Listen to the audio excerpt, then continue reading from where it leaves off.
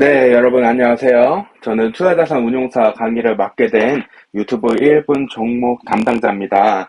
네, 요즘에 여러분 투자 많이 하시나요?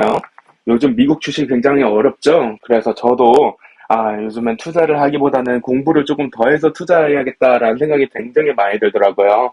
그래서 이렇게 강의를 찍게 됐습니다.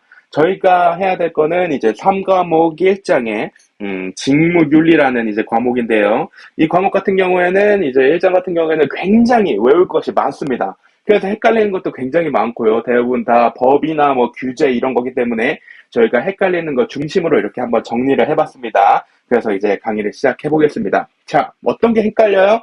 자, 우선은 신의성실 원칙 위반에 대해서 저희가 다룰 건데, 신의성실 원칙 위반은 이제 강행 법규에 대한 위반이 됩니다.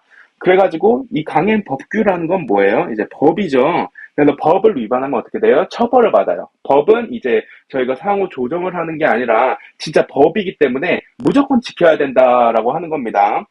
그럼 신의 성실이 뭔가요? 했을 때 사람은 최대한 성실해야 된다는데 이 성실해야 된다를 뛰어넘는 진짜 굉장히 정직하고 굉장히 성실해야 된다라는 것이 신의 성실의 원칙이다라고 생각을 해주시면 되고요. 이거 위반하면은 법에 이제 처벌을 받습니다.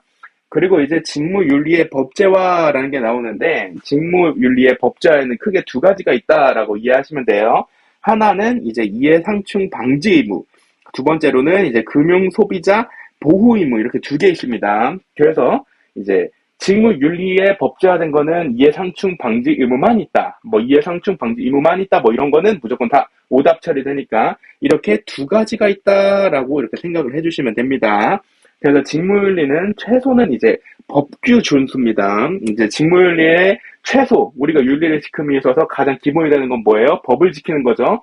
저희가 사람 사는 데 있어서도 가장 기초가 되는 게 뭡니까? 이 법을 지켜야 됩니다. 그래서 직무윤리의 최소는 이제 법규 준수다라고 이해를 해주시면 돼요. 그리고 이제 세 번째로 헷갈려 하시는 게 이 투자 권유 실행 순서입니다. 그래서 이게 막 어떤 표로 나오거나 아니면은 순서대로 나열하시오 이렇게 문제가 나오는데 자, 저희가 순서를 하나씩 볼게요. 우선 투자 권유 실행 순서를 저희가 논의를 하고 있잖아요. 그러니까 투자 권유를 원하는지 소비자가 원하는지 확인을 해야 된다라는 거고요. 그 다음에는 일반 금융 소비자인지 그리고 전문 금융 소비자인지 이렇게 둘 중에 뭐 어떤 건지 확인을 해야 돼요. 전문가인지 일반인인지 확인한 다음에 그에 따라 설명을 달리할 수 있다라고 저희가 얘기를 했었죠. 그래서 일반 금융 소비자인지 전문 금융 소비자인지 확인을 한 다음에 투자 목적 및 이제 투자 경험을 저희가 파악을 합니다. 그래서 이 사람의 투자 목적이 뭐지? 투자 경험이 뭐지? 이런 걸 우선 파악을 해요. 그런 다음에 금융 소비자의 이제 투자 성향을 저희가 확인을 받고요. 안전 투자형이네? 아니면 안정보다는 약간 좀 심하게 가는 투자형이네? 뭐 이런 식으로 여러 가지 케이스로 이제 투자 성향을 확인을 받고 확인 내용을 지체 없이 이제 투자자한테 제공하는 거를 저희가 투자 권유 실행 순서로 정리하고 있습니다.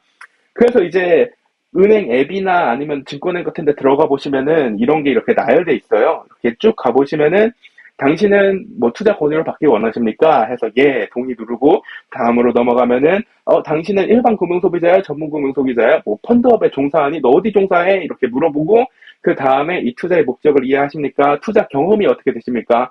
나는 은행에만 예금만 넣었어요. 이런 식으로 이렇게 그 순서를 파악한 다음에 이제 금융 소비자의 투자 성향 당신 안정형이네 확인받고 그 이상으로 이제 위험이 되는 거는 이제 저희가 투자가 힘들죠. 이런 식으로 이제 이어진다고 말할 수 있겠습니다. 그래서 금융투자업 종사자의 설명 의무라는 게 있는데 이게 네 번째로 헷갈려요. 이렇게 많이들 말씀하시더라고요. 여기에서 이제 아까 전에 말씀드렸다시피 이거랑 약간 이어지는 개념인데 일반 금융 소비자인지 전문 금융 소비자인지 확인을 하잖아요. 전문 금융 소비자한테는 전문가 수준으로 대우해주면 됩니다. 일반 금융 소비자에게는 처음부터 다 알려줘야 돼요. 근데 전문가한테 일반인 알려주듯이 막 하면 되게 지루하단 말이에요. 그래서 이제 설명 의무에는 이제 전문 금융 소비자와 일반 금융 소비자를 이렇게 나눠서 전문 금융 소비자에게는 설명 안 해도 돼요. 근데 일반 금융 소비자한테는 다 설명해야 된다. 그래서 설명 의무는 전문 금융 소비자 및 일반 금융 소비자 모두에게 적용된다 아닙니다. 전문 금융 소비자에게는 적용 안 돼요. 그 다섯 번째로 확인해야 되는 거는 이 요청하지 않은 투자 권유 금지입니다. 그래서 금지 상품에는 뭐 이런 것이 있는데 이게 제일 많이 나옵니다. 전문 금융 소비자에게 장외 파생 상품을 권유하면 안 된다. 이렇게 하면은 맞는 말이에요. 근데 전문 금융 소비자니까 장외 파생 상품 권유해도 된다. 이러면 틀린 건입니다. 이거 굉장히 잘 이해하셔야 되고 일반 투자자 같은 경우에는 고난도 투자 상품, 사모펀드, 장내 파생 상품, 장외 파생 상품 이런 거 다 권유할 수 없어요. 이거 아셔야 되고 그리고 이제 그 다음으로 내부 통제에 대해서 알아야 될 게 내부 통제는 무조건 실시해야 됩니다. 자본시장법에 예외가 없어요. 그래서 여러분들이 만약에 증권사 가시고 이러면은 뭐 내부 통제 기준이 변경됐네, 내부 통제 기준이 어떻네, 이거 이 일 내부 통제 때문에 안 되지 않아? 아니면 뭐 코딩 하실 때도 이거 내부 통제 때문에 이런 게 걸려요. 데이터 못 끌고 와요. 막 이런 거 되게 많으실 거예요. 그래서 이제 증권사에서 꼭 지켜야 될 거 내부 통제다. 그래서 무조건 실시하는 거고 권고가 아니라 신의선실의 원칙처럼 법적 의무다라는 거 한번 확인해 주셔야 되고 그리고 이제 감사라는 사람이 나오는데 감사는 위반 시 보고해야 되는 사람이에요. 여러분이 증권사를 들어갔어요. 근데 내부 통제를 여러분이 위반했네? 그럼 어디로 간다? 감사로 간다. 근데 이거 위반인지 아닌지 되게 애매해. 나 뭔지 모르겠어. 잘 모르겠어 할 때는 준법감시인이나 준법감시부서에 가서 이제 이 의문시 문의를 해야 되는 거예요.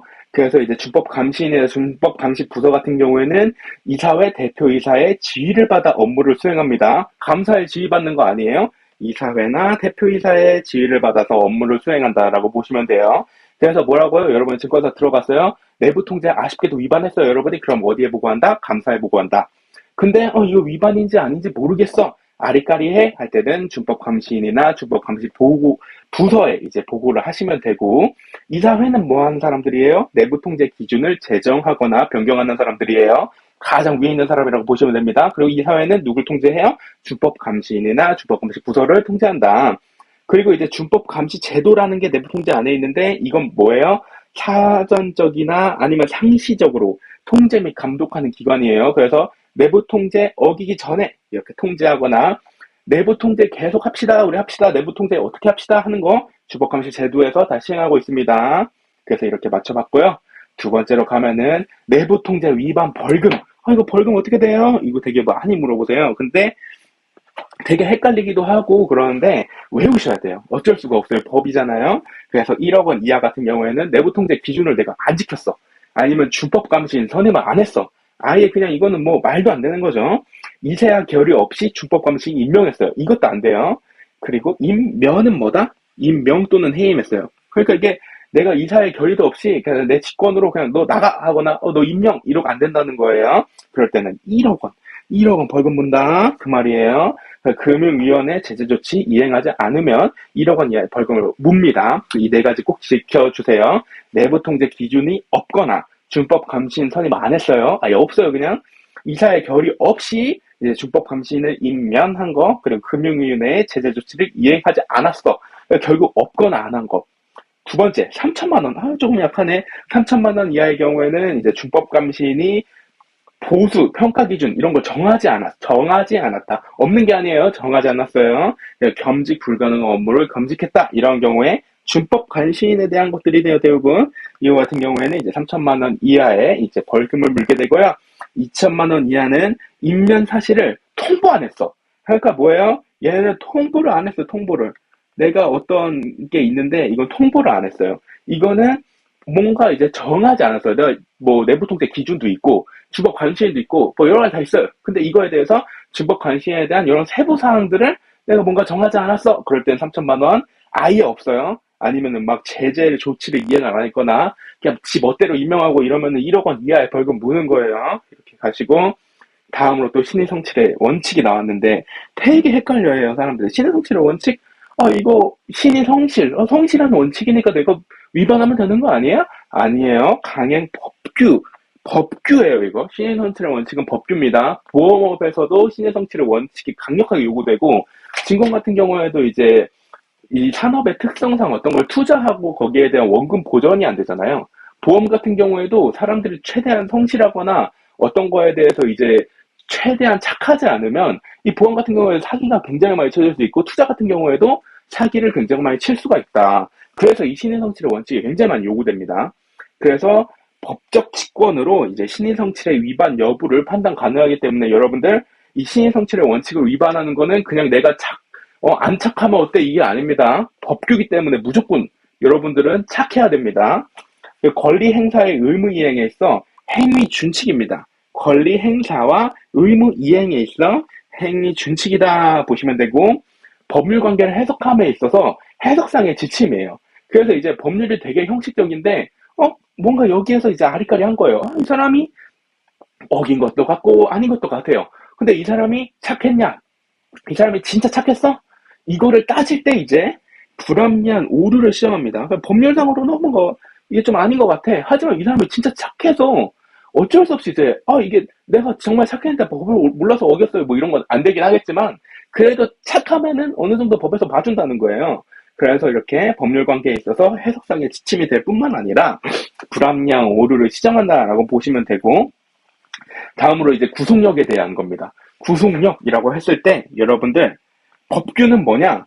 그냥 알고 모르고를 묻지 않고 법규는 그냥 너 위반했어 하면 위반인 거예요.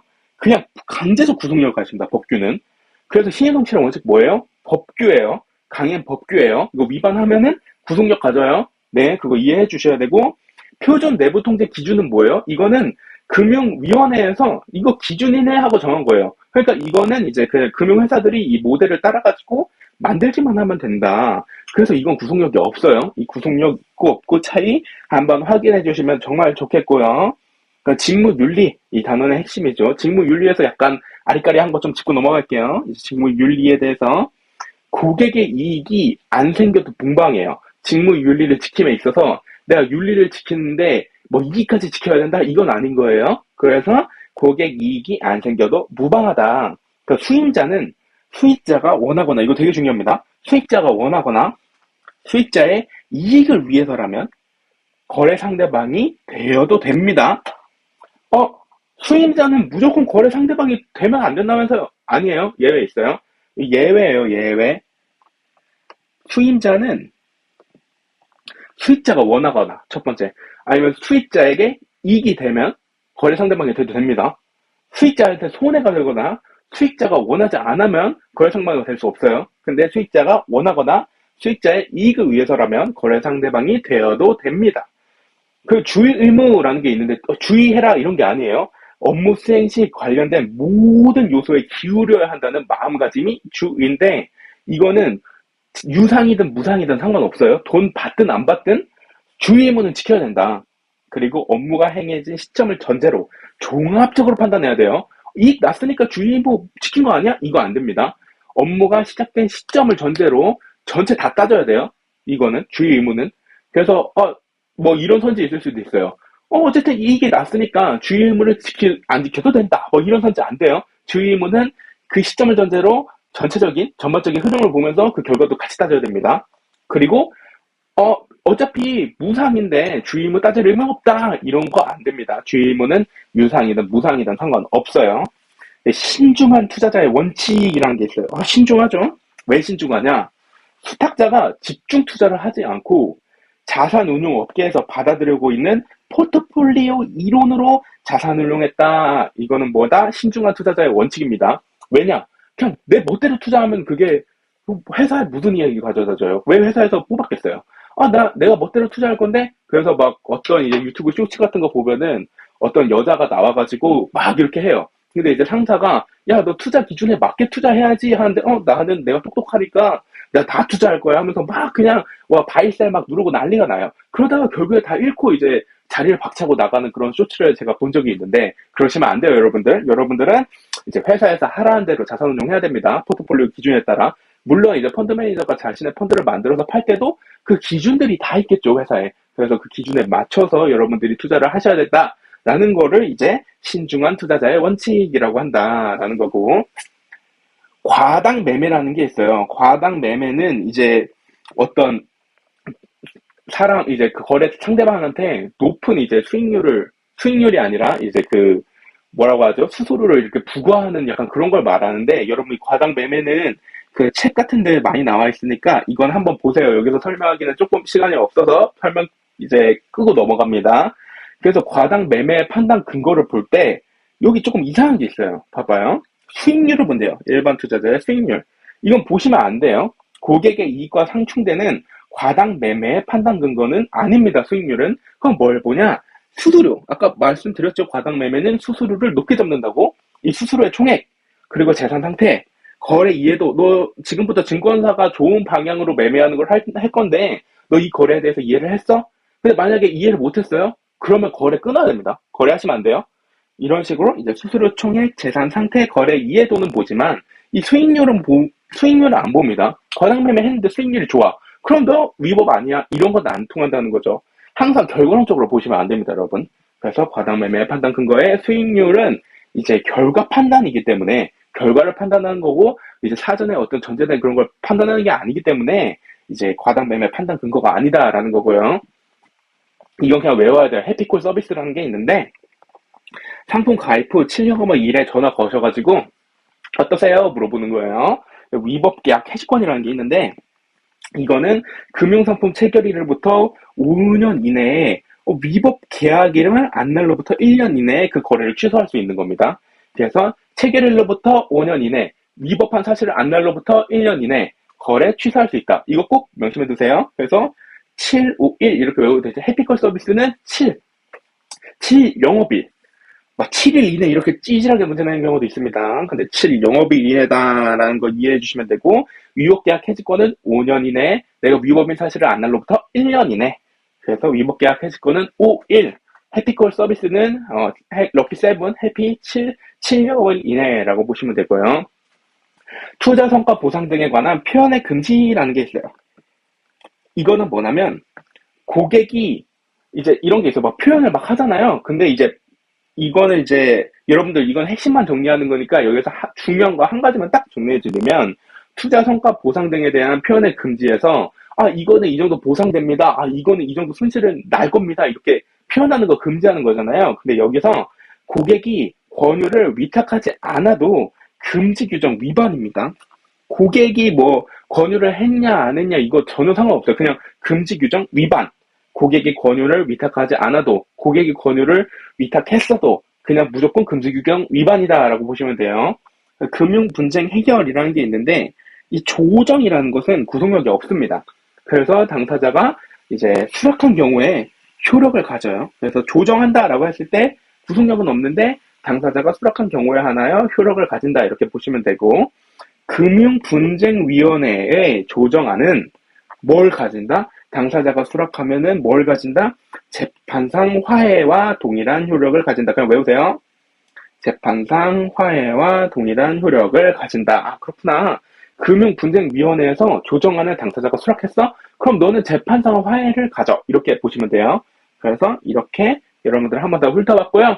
저는 이제 3-2 과목에 이제 가서 다시 한번 여러분들과 만나뵙게 될 텐데 여러분들도 같이 한번 이렇게 공부하면 좋을 것 같아요. 특히 제 강의 같은 경우에는 이렇게 이제 출근 시간이나 퇴근 시간 때 한 번씩 이렇게 들으시면 굉장히 좋다라는 걸 이제 알려드리면서 이번 강의 마치도록 하겠습니다. 여러분 감사합니다. 그러면 다음 시간에 만나요. 안녕.